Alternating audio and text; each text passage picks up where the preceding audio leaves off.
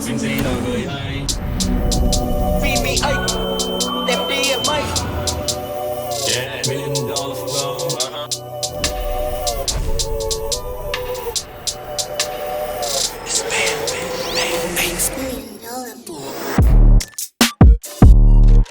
Mọi người kế tiếp. Mọi người kế tiếp.